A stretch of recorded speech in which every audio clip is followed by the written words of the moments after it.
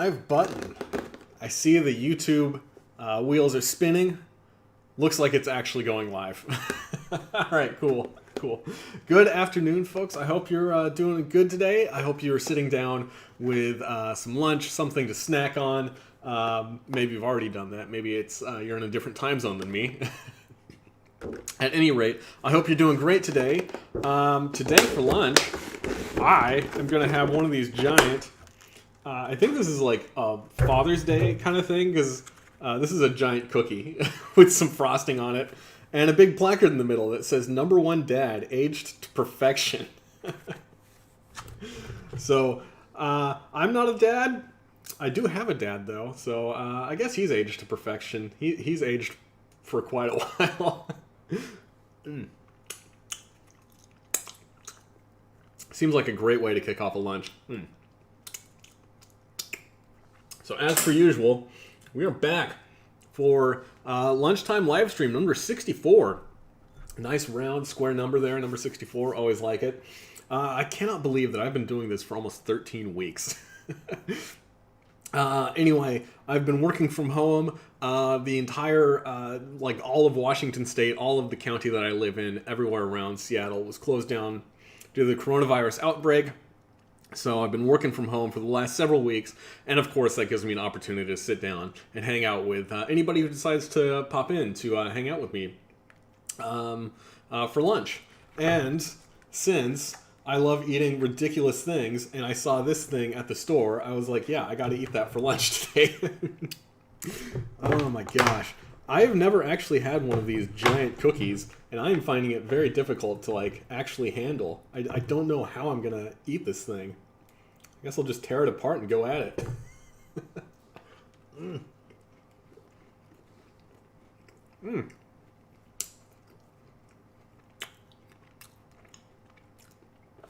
Yeah, definitely a cookie. Anyone who's familiar with these kind of giant like bazookies or cookies, you'll have to let me know if I'm going about it wrong. Of course, great accompaniment for cookies is some milk.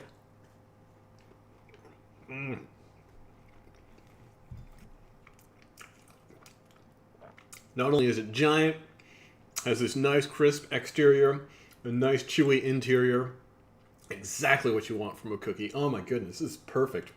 And that frosting on the outside, just like, I don't know, frosting on a cookie kind of seems a little bit over the top to me, especially on a chocolate chip cookie. But as anybody who has seen my infamous cake frosting video, you probably know that I don't shy away from the frosting, not one bit.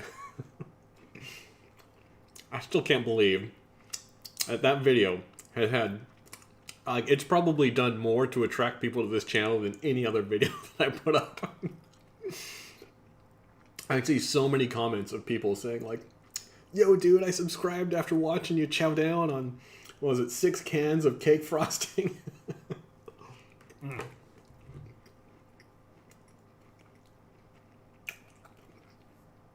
Anyway, I hope you guys out there, wherever you are around the world, I hope you're having a great day. I hope you're being safe, staying home, being healthy, all those great things. And since everybody knows that I eat a ton, and since I do talk quite a bit about like nutrition and my background with endurance sports, I thought it'd be kind of cool to talk about, you know, aerobic metabolism, stuff like that, like strategies to increase the amount of fat that you're burning.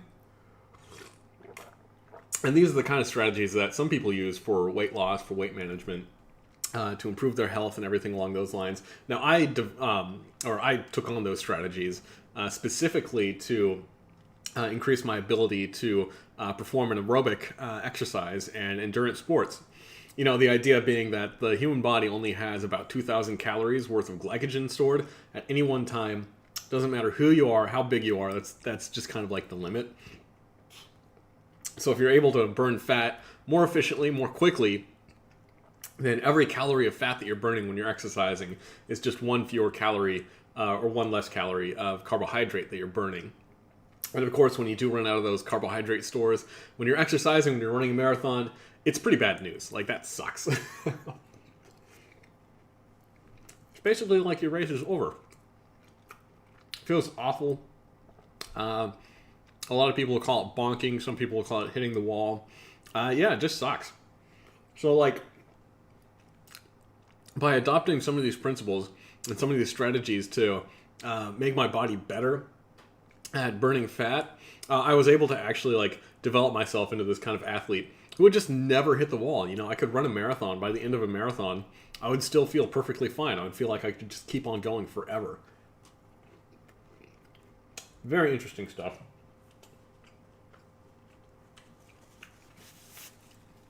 And hopefully anybody who does decide to hang out today maybe can learn something. Maybe you just want to watch me eat some cookies. Which, by the way, eating this cookie goes against like everything for improving your metabolic efficiency and your fat metabolism. So, you know, it's something that I don't really do too much anymore because it was kind of restrictive, even though it was very effective. And yeah, I just don't do that much like ultra endurance sports too much anymore. But that's another story.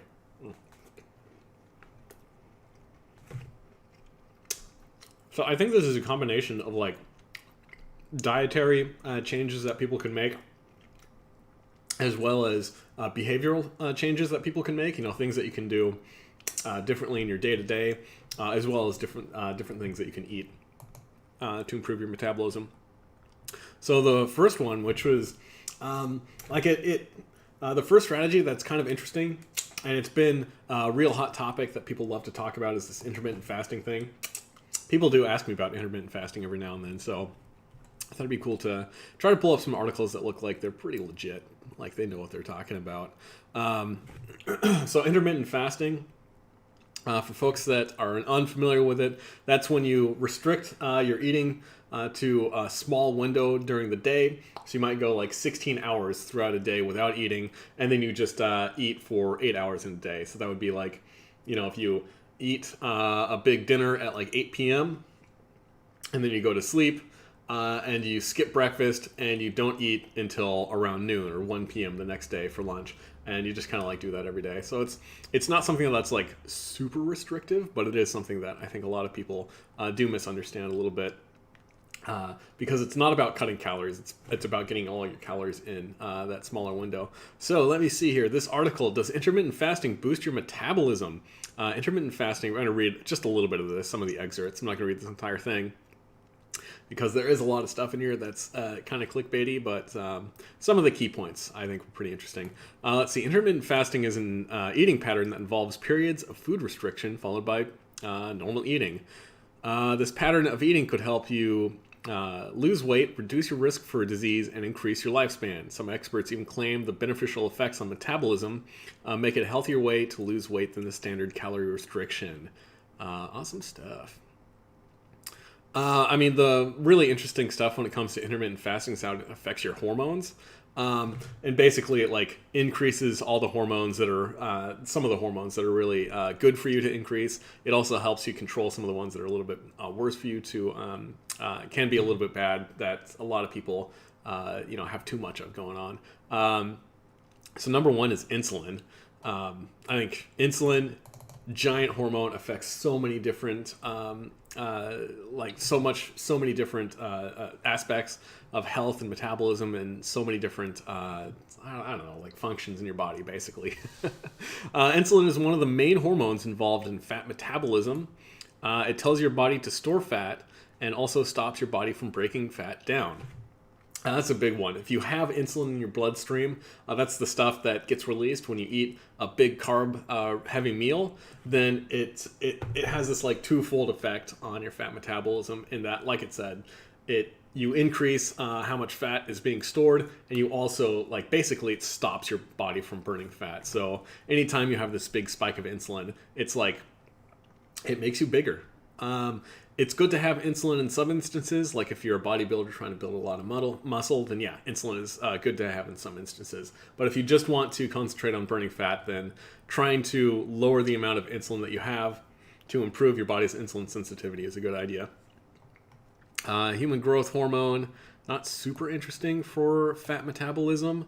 Norepinephrine is a stress hormone that improves alertness and attention and is involved in the fight or flight response. It has a variety of effects on your body, one of which is telling your body's fat cells to release fatty acids. And increases in norepinephrine generally lead to larger amounts of fat being available for your body to burn. Fasting leads to a rise in the amount of norepinephrine in your bloodstream. So norepinephrine is another one of those things that it's another one of those hormones that gets released in your body when you really need to burn a lot of energy. So when you do have norepinephrine in your body, like basically it tells your body that it's time to go, like it's game time.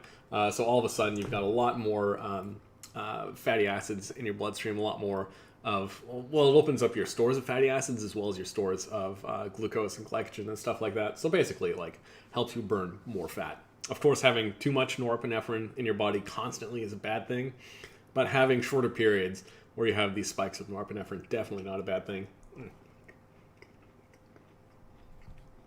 And I'm going to have a little bit of cookie before I move on. MJC, thank you for joining the stream. Asking how I'm doing.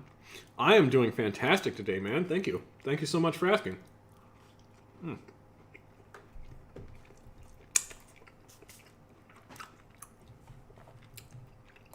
All right. After I eat this cookie, I'm going to move on to the next topic.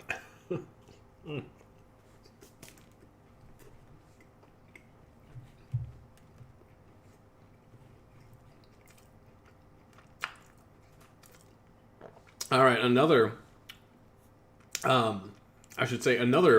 really great supplement that you can include in your diet if you're trying to increase your ability to burn fat, either for like dieting, like I said, dieting and weight loss, or like I was doing to improve your overall fitness and performance, is a medium chain triglyceride, which is a type of saturated fat.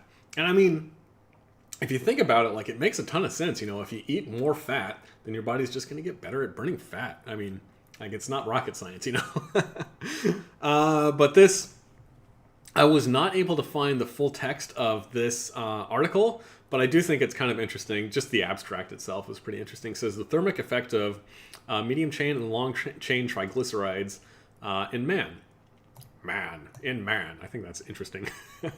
So MCTs, or medium chain triglycerides, are like shorter, more compact saturated fats. Long chain triglycerides are, you know, they're more common fats. You can find MCT oil, like, it's a pretty common supplement nowadays, and it has some really interesting effects.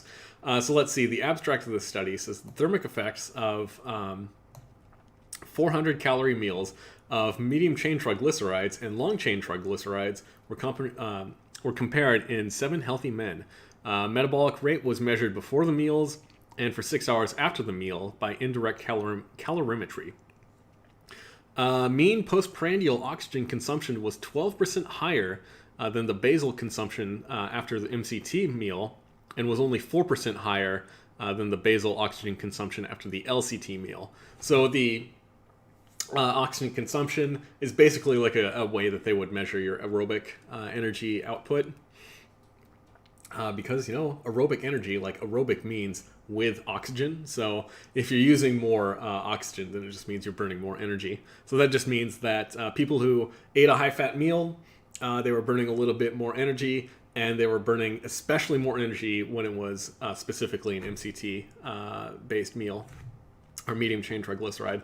Let's see, there was also a 25-fold increase in plasma beta-hydroxybutyrate concentration, and a slight increase in serum insulin concentration after the MCT ingestion, but not after the LCT ingestion. And that is another, like, super interesting point. Like, the thing that everybody claims about medium chain triglycerides is that they increase your body's ketone, or they increase the ketone bodies in your blood. There we go. That's what I'm trying to say. And ketone bodies basically, like, well, it's actually very similar to burning carbohydrate. Like, it has a lot of similarities to blood glucose without the insulinogenic effects of blood glucose and the oxidative effects of burning glucose anaerobically. So it's just kind of like a fat-based fuel that your body's able to use in a lot of ways that your body would otherwise use carbohydrate. So it is a good thing to have. It's interesting that long-chain triglyceride consumption didn't increase at all. Like, I didn't realize that was the case. But yeah, MCTs, great for getting yourself into a state of ketosis. So if you're going to try to get onto a ketogenic diet, medium chain triglycerides, it's like one of those special tricks that you definitely have in the back of your pocket. Let's see. Plasma triglyceride concentration increased 68% after the LCT meal and did not change after the MCT meal. That is another like very strange but very interesting little factoid. So having high blood triglyceride levels is actually a sign of being like super unhealthy. Like, it's just a sign that your body's got too much fat to know what to do with. So it can cause a little bit of that like arterial. I don't know if arterial sclerosis is the right term, or if it's just like arterial buildup, that kind of stuff. So it can be pretty bad. These data raise the possibility that long-term substitution of MCT for LCT would produce weight loss if energy intake remained constant. There you go, MCTs. They make you lose weight. Or that's the conjecture anyway. Got a couple of other folks in the chat. Frederic, thank you for joining the live stream today. And you're asking if I practice intermittent fasting. I don't actually practice intermittent fasting. I should say I don't currently practice intermittent fasting. Every now and then, I'll just go a day without eating. Just, why the heck not? Intermittent fasting is something that I've done in the past, but I've found that like it's really great for, it's really great for training to become a competitive eater, basically, because you're grouping up all of your calories into one meal, so you can eat just a giant amount of food without putting yourself in this hypercaloric state where you're gaining a bunch of weight. I don't do it too much anymore, though, because, I don't know. I don't have a good reason why I don't. I just don't. I find that I work out in the morning, so I tend to eat something while I'm working out, and an intermittent fasting protocol where you're not eating in the evening is a little bit tough because if you're in a hypoglycemic state in the evening, then it can be a little bit tough to get to sleep because your body has that increased norepinephrine. I think if I swapped that around where I was working out in the evening or in the late afternoon or something like that, it would probably be a little bit easier. AJ, thank you for joining the stream, man. Says, hey, Steve, do you ever measure your levels of insulin, glucose, blood sugar, etc.? I don't know if there's a way that you can actually directly measure insulin. That'd be interesting. I do have a blood glucometer that I used to use. It was Precision Extra brand blood glucometer. I never actually used it to measure my blood glucose, though. It'd be kind of interesting to see what was going on there, but I always used it for its ketone measuring abilities. You could buy these ketone strips, which were egregiously expensive. I think there's better products on the market nowadays that you can use to measure, what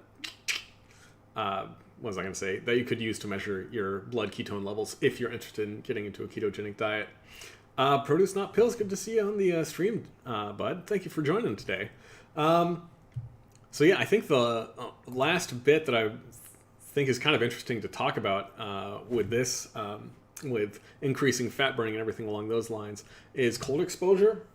So there's this differentiation between two different kinds of adipose tissue that people have on their body. One is called the white adipose tissue, which is kind of like the quote-unquote bad adipose tissue, and the other is the brown fat, which is more metabolically active. It's the stuff that your body's able to utilize, and like basically it increases your body's ability to burn fat. And you don't need to like turn your white adipose tissue into brown adipose tissue and then have it burn, and then your body's able to burn the brown fat more quickly, anything like that. Like if you're an adult, typically babies and infants have a lot of brown fat and very, very little, or less, I should say, white fat than adults.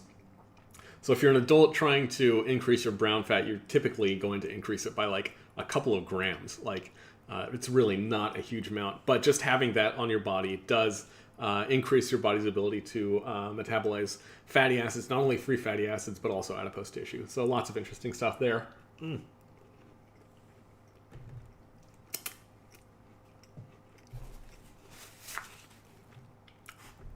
So I'm sure everybody is really interested to know, how do you get this magical stuff called brown fat And the way that you do that is by being super cold.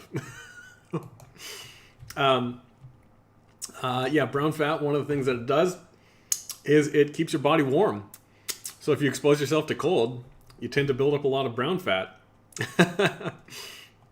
So let's see, I found this article on WebMD that's not super in-depth, but it's kind of an interesting overview of cold exposure, stuff like that.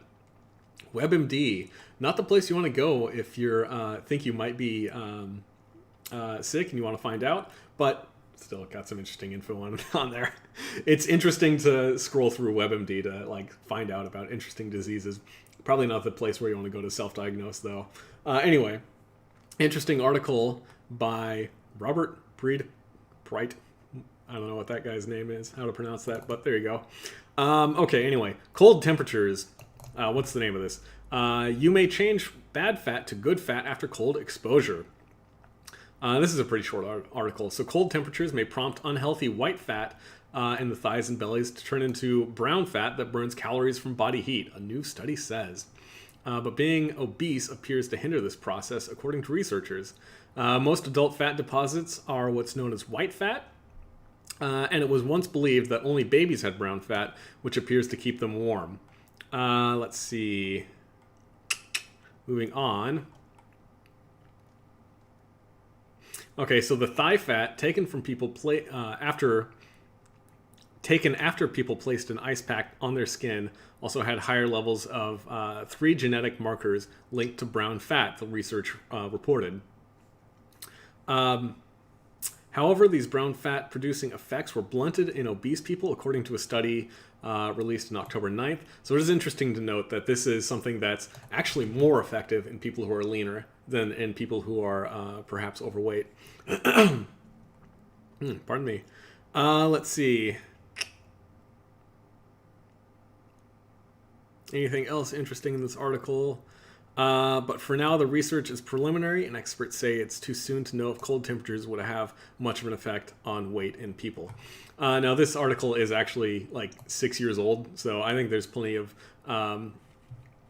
research and plenty of studies that have been done to show that increasing your amount of brown fat actually does help keep you a little bit warmer, which is good for people like me. So you don't need to have an ice bath or access to a cryotherapy chamber or anything crazy like that to give yourself a little bit of cold-based thermogenesis. Let's see. You can look at some of the stuff that like Wim Hof does, or some of the stuff that Dave Asprey does. I think those are two people who are really big into cold exposure to improve your metabolism, things along those lines. Basically, most of the people who talk about this advocate basically just taking cold showers and not even like spending 20 minutes in a cold shower. It could start with just spraying down your feet with some cold water for a couple of seconds, and then building up to the point where you're actually able to immerse yourself in cold water in a cold shower for several minutes at a time. And I personally do try to run cold water for a couple of minutes every time I do take a shower. Not only because I feel like it increases my mental toughness, it also increases my ability to tolerate the cold, which I am notoriously bad at. That is one thing for absolute sure. I'm so bad at tolerating cold, but taking those cold showers consistently does help that out a little bit.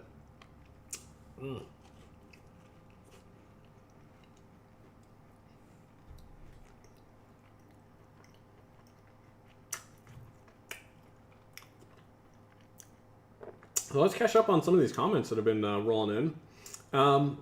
Frederic says, I did eat once a day for more than a year and recently suffered from disorder eating, binge eating that is.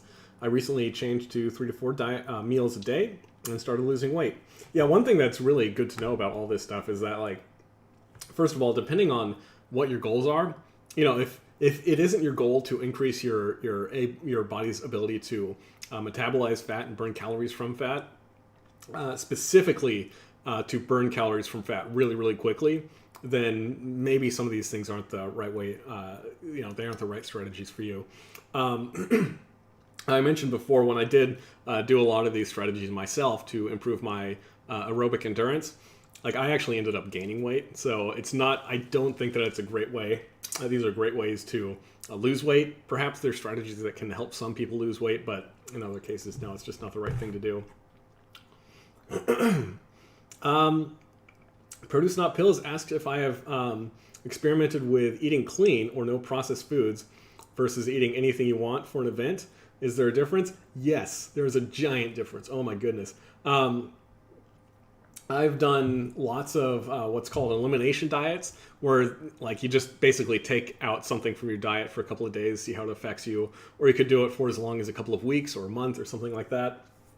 I have found personally that when I cut out artificial sweeteners, I think those things have the biggest effect on me. I cut out aspartame from my diet, and it was like a night and day difference. I am so surprised that aspartame is not like an illegal banned substance by the Food and Drug Administration in the United States.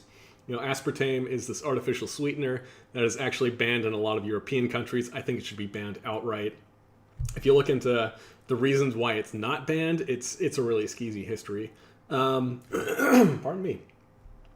And yeah, I mean, back when I was competing competitively in triathlon and obstacle course racing, everything like that, I ate way cleaner than I do now. And I can tell you, for sure, 100%, I am not nearly as fit as I used to be. Like, I'm pretty fit, but I don't think that I could do a personal best in a triathlon or a marathon or an obstacle course race right now.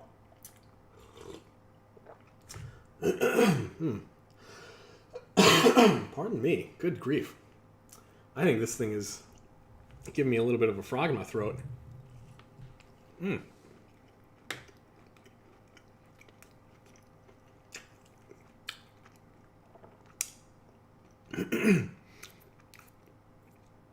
Produce Not Pills, also asking if I've experimented with ice baths or cold showers. Yep, I think cold showers are my number one way of getting cold. Now, one thing about cold water, the reason why it feels so much colder than just regular old ambient air is that water actually sucks heat away from your body at a much, much higher rate than air. Heat is transferred through a liquid medium a lot more quickly than it is through a gaseous medium in general. I'm mainly talking about water and air right now. So you actually lose heat from your body 24 times faster to cold water than you do from cold air. So, if you walk outside and it's like 60 degrees and you're wearing, shorts and shoes and nothing else, you might say like, ooh, it's a little bit chilly out. But if you jump into 60-degree water, like it's like a slap in the face. Like it is so intense. So that's why immersing yourself, covering yourself with cold water via shower or an ice bath is really, really effective for improving your resilience to cold. And I mean, most of my experience with cold water is in triathlon with some of those cold water like ocean swims. I mentioned the first triathlon that I ever attempted was in a reservoir where the water was like 55 degrees. It was egregiously cold, stuff like that. AJ says, ugh, I need some of that good old brown fat, always cold. Yeah, it's like it's not rocket science. If you expose yourself to cold, then your body's going to get better with dealing with the cold. And part of that process is that you do develop some brown fat. It is very difficult to develop brown fat. It's, like I said, it's something that if you really work at it, if you really practice it, you can develop like a couple of grams of brown fat, basically, as long as you're not super obese, stuff like that. Frederic, you're asking, what is the issue with aspartame in my experience? I think any of the, I couldn't say specifically like what the mechanism of action is, but I know with any of the artificial sweeteners, there were older studies which basically said that artificial sweeteners don't cause cancer, therefore they're healthy. But like you could say that about anything, If I ate thumbtacks, I wouldn't get cancer. Therefore, is eating thumbtacks healthy? No, I don't think so. So some of the more recent studies have shown that artificial sweeteners definitely like really bad for your good bacteria in your gut and stuff like that. And it does have like a big antibiotic effect. Now, there are 4 artificial sweeteners that are used most often. That's aspartame, sodium saccharin, sucralose, and Ace K, and with aspartame, I cut it out for a week, and it was like I felt like I was a new man. You know, like I felt so much better. Like it was a night and day difference. It took about a week to actually feel that difference, and I did kind of like go back and forth for a while, where I was drinking diet soda, drinking drink mix with aspartame in it. And I would feel way, way worse. And then I would cut it out of my diet for about a week and I would feel way, way better. Like, I don't know how to describe it. I just had more energy. I had less like aches and stuff all around my body. I was able to recover from exercise a lot more quickly, stuff along those lines. Anybody who like doubts it, I would strongly encourage just cutting out of your diet for about a week. I mean, aspartame, it has no benefit whatsoever. Like, it just tastes good. So if that's your only hang up, then I don't know what to say. You know, it's something that if it's something that you really enjoy, if it's in products that you really enjoy, it is kind of a bummer to do it, but I think it's worth doing it for like a week just to see how it affects you. The other three, the sucralose, Ace K, and saccharin, a little bit of effect from those. I've noticed that if I like accidentally eat something with some sucralose in it, or if I use some kind of pharmaceutical, like saccharin is in a lot of dental hygiene products and a lot of over-the-counter pharmaceutical stuff, then I do tend to, like, I think the biggest effect is that I get to be a little bit less regular, basically. So, but with aspartame, yeah, like I said, that stuff is rat poison. Like, it should just be illegal. Like, it is. I don't know how to describe it, man. Like, it's something that you just got to experience for yourself. And I do understand the hesitancy that so many people have with giving this stuff up. So, you know, if drinking Diet Coke and Crystal Light makes you feel good, and you don't really need to try to run a marathon in under 3 hours, then don't even worry about it, dude. You know, just realize that doing that stuff is not doing your health any favors. But then on the other hand, you do it not, you know, you drink Diet Coke not for your health, but because you enjoy it. So it's if you do enjoy that stuff, it's, you know, it's a decision that every individual has to make for themselves. Good stuff. I think that's going to be it for me for today, guys. I've been going for over half an hour already. Awesome to see so many people hanging out in the chat. Always love to hang out with you guys. It's always interesting to hear what you guys have to say. I really appreciate everybody showing up and putting up with me rambling on about nothing for half an hour every single day while I eat cookies. Let's see. I got through about a third of this thing. Ooh, I don't have any... No, that was my computer chiming. I don't have any nutritional information on this cookie. It's a bummer. I don't know how many calories I ate. So I guess I didn't eat any calories today.